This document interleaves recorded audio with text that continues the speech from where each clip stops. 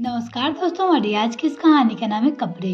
पूर्वा विशाल की तेज आती आवाज से वो भागकर कमरे की तरफ गई। ये क्या है?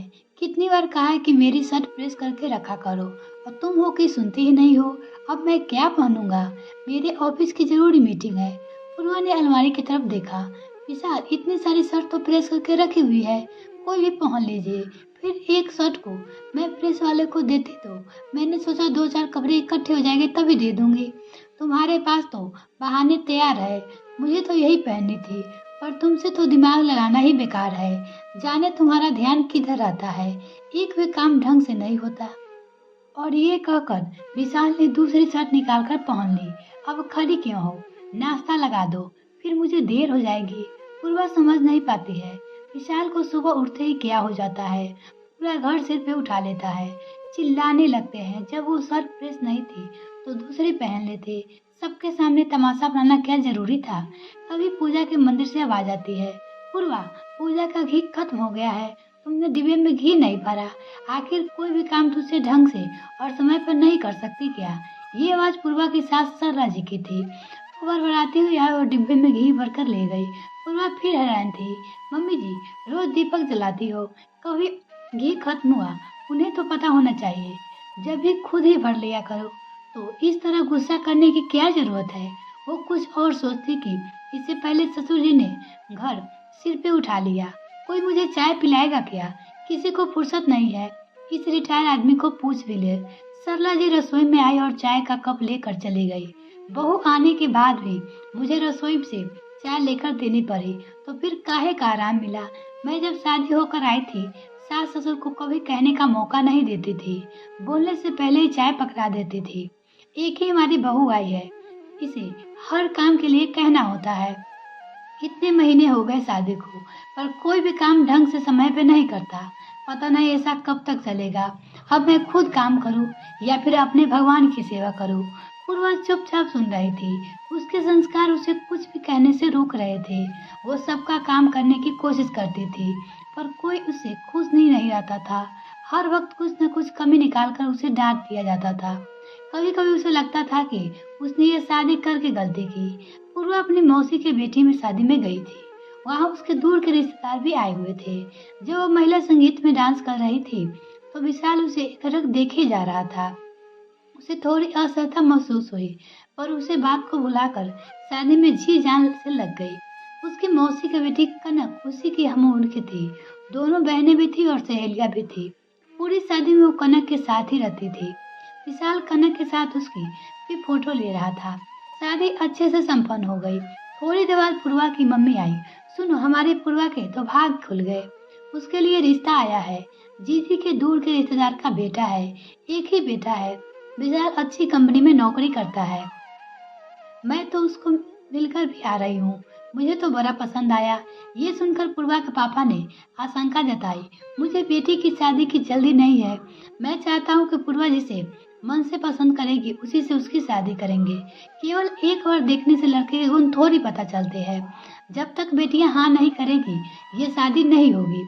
आप सब जवान लड़की के घर में है। मुझे रात को नींद नहीं आती।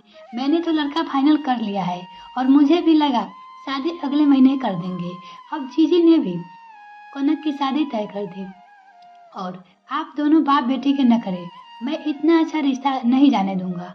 पूर्वा की मम्मी ने किसी की ना सुनी और उस दिन विशाल और पूर्वा की सगाई तय कर दी। अचानक हुए रिश्ते से पूर्वा हैरान थी, पर उसकी मम्मी हार्ट पेशेंट थी। वो उन्हें ज्यादा तनाव नहीं देना चाहती थी। एक महीने बाद ही शादी की तारीख निकल गई।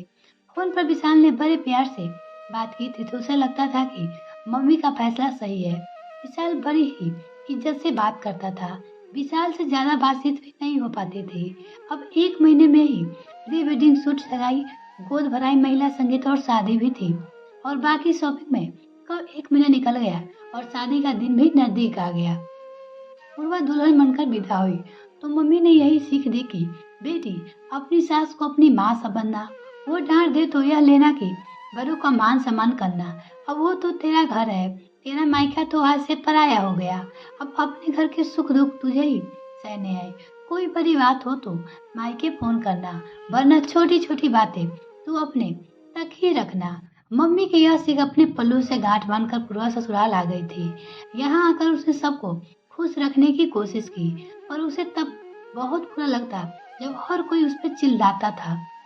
बहू हो या नगर की नौकरानी, जो हर कोई मुझे डांट फटकार, बस यही बात उसे सहन नहीं हो रही थी। विशाल ऑफिस जा चुका था। ससुर जी पार्क चले गए थे। तभी जोरदार आवाज से उसका ध्यान कमरे की तरफ गया। सरला जी चिल्ला रही थी, मम्मी जी आपको क्या हो गया? उसने शालीनता से पूछा। हे भगवान, मैं ऐसी बहू का क्या करूं? 3 दिन से अलमारी में साड़ी बिखरी पड़ी है, पर इसे जमा कर नहीं रखी। केवल रसोई बनाने से बहू का फर्ज पूरे नहीं हो जाते, घर और साफ सफाई भी करनी होती है। 2 रोटी तो मैं भी बनाकर खा सकती हूँ, अभी मेरे हाथ पाँव चल ही रहे हैं। तुमसे इतना नहीं होता कि कभी तो आकर सास की अलमारी संभालो। बिखरी है तो बिखरी पड़े, बस रसोई घर का काम निपटाकर तुम अपने कमरे में चली जाती हो। वो अपनी बहू को डांटे जा रही थी। आजकल की बहुएं सोते सोते पलंग तोड़ने के अलावा कुछ काम ही नहीं करती। पूर्वा ने अलमारी में रखी सभी साड़ियाँ को समेट कर रख दी और बाकी के कपड़े भी जमा दिए। जल्दीबाजी में वो गैस कम करना भूल गई। दूध उबलकर जमीन पे आ चुका था। उसके साथ सरला जी भी रसोई में पहुंची। रसोई का बुरा हाल देखकर उसके माथे की तैयारियां फिर से चढ़ गई और वो फिर से तेज आवाज में बोल पड़ी, मैं तो थक गई हूँ, अब तो तेरी सांस भी फूलने लगी है, पर तुमसे कोई काम ढंग से नहीं होता। तुमने गैस बर्बाद कर दी, दूध भी फैला दिया और रसोई भी गंदा कर दी। थोड़ी तो समझदारी से काम लिया कर। सरला जी अपने कमरे में चली गई। आज तो पूर्वा की आंखें ही भर आई, क्योंकि उसे कभी इतनी डांट नहीं पड़ी थी और उसे अपनी मम्मी की बात याद आ रही थी कि छोटी छोटी परेशानियां से खुद ही निपटा लेना। और वो सारा काम निपटा कर अपने कमरे में चल गई। अपनी मम्मी से बात की और मन ही मन उसे आशीर्वाद लिया। शाम की चाय का वक्त हो गया था। ससुर जी चिल्ला रहे थे, अरे कोई तो चाय पिला दो, सबके हाथों में मेहंदी लगी है क्या? मेरा कोई भी काम समय पे नहीं होता है। तभी पूर्वा भी अंदर से हिम्मत जुटाकर चिल्ला कर बोली, पापा जी आ तो रही हूँ, आप बिल्कुल भी सब नहीं होता आपको क्या? अब चाय गैस पे चढ़ा दी है, अब जब तो उबाल आएगा। आपके कहने से मैं चूल्हे पे तो नहीं चढ़ जाऊंगी। वो अपनी ससुर जी से बोल रही थी। चाय कौन सा अमृत है जो समय पे ना मिले तो आपको लेने यमराज आ जाएंगे। 2-4 मिनट देर हुई हो सकती है। बहू के मुंह से ऐसी बात सुनकर सरला जी और उनका पति हैरान रह गए। सदा चुप रहने वाली पूर्वा किस तरह से बात कर रही है? पूर्वा तेरा दिमाग खराब हो गया है क्या? वो तेरे ससुर जी है, तुम उनसे ऐसी बातें कर रही हो, थोड़ी शालीनता से बात नहीं कर सकती? सारी शर्म लिहाज मायके में छोड़ के आ गई हो। मम्मी जी आप तो बस रहने ही दो, मुझे ज्यादा ज्ञान मत दो। मुझे सब पता है कि किस तरह से बात करनी है। अब मैं कठपुतली तो नहीं हूँ, जो आप जैसा कहोगे वैसा करूँगी। मेरा अपना ही वजूद है, फिर गुस्सा तो मुझे भी आ सकता है। मैं आज बहुत गुस्से में हूँ, तो आप चुप ही रहिए, वरना कुछ ज्यादा ही सुना दूंगी। सरला जी एकदम चुप हो गई। आखिर आज उनकी बहू को क्या हुआ है, वो समझ नहीं पा रही थी। रात को विशाल आया तो आज घर की शांति थी। पूर्वा ने खाना लगाया तो विशाल ने पूछा, मम्मी पापा आज इतने चुप क्यों हुए? घर में अजीब सा सन्नाटा क्यों पसरा है? दोनों कुछ ना बोले, चुपचाप खाना लगे थे। तभी विशाल ने दाल चखी और चिल्लाकर बोला, ये क्या दाल बनाई है? इसमें नमक कितना कम है? तुझे तो खाना बनाना भी नहीं आता। दिन भर से थका हारा आता हूँ और मुझे अच्छा खाना भी नहीं मिलता। और उसने देखा मम्मी पापा दोनों शांति से खाना खा रहे थे। ये सुनकर पूर्वा भी ऊंची आवाज में बोली, दाल में नमक ही तो कम है, तो ऊपर से ले लो। बिना बात के बतंगड़ बना रहे हो। आप ऑफिस से थक कर आते हो, मैं भी घर पे बैठी नहीं रहती हूँ। आपकी मम्मी तो एक पानी गिलास लेकर नहीं पीती। पापा जी भी दिन भर हुक्म बजाते रहते हैं। सब्जी मंडी में सब्जियां लाना, साफ करना और फिर खाना बनाना, ये कोई काम नहीं है क्या? फिर मैं भी तो अकेले ही खाती नहीं, आप सबके लिए मैं खाना बनाती हूँ और आप हम सबके लिए कमा कर लाते हो, तो हमसे कौन सा एहसान करते हो हम पे? ज्यादा दाल में नमक कम लग रहा है तो दाल छोड़ दो। तुम्हारी मम्मी सारे दिन बैठी ही रहती है। मेरे हाथ का खाना पसंद नहीं आ रहा है तो कल से यानी बना देगी। इन्हें तो खाना बनाना आता ही होगा, इसीलिए पूछ रही हूँ कि मैंने तो इन्हें कभी रसोई में जाते नहीं देखा। विशाल की आंखें फटी की फटी रह गई। वो 2 मिनट के लिए सुन्न हो गया। ये क्या बोल रही हो? तुम्हें जरा भी तमीज नहीं है कि घर के सबसे कैसे बात करते हैं। तुमने तो आज सारी ही मर्यादा लांघ दी हो। कोई इस तरह से बात नहीं करता जिस तरह से तुमने आज की हो। ये तुम्हें क्या हो गया है पूर्वा? हंसकर बोली। अरे कुछ नहीं, मैं तो एकदम से ठीक हूँ। मैं जो बोला कुछ गलत तो नहीं बोला। मैंने इसी महीने में यह सब सीखा है। मेरी मम्मी ने मुझे जो सीख दी थी वो इस घर में लागू नहीं होता। मम्मी ने कहा था कि सबसे प्यार से बात करना, सबका ख्याल रखना, कभी डांट भी पड़ जाए तो चुप ही रहना। मेरे संस्कार की वजह से मैं चुप थी, पर यहाँ तो मुझे लग रहा है कि इस घर में मेरे जैसे संस्कार वाली लड़की की कोई जरूरत नहीं है। यहाँ तो सब ऐसे ही चीख चिल्लाकर बातें करते हैं। तो मुझे भी लगा कि मुझे अपने ससुराल वालों से इस तरह का व्यवहार करना सीखना चाहिए।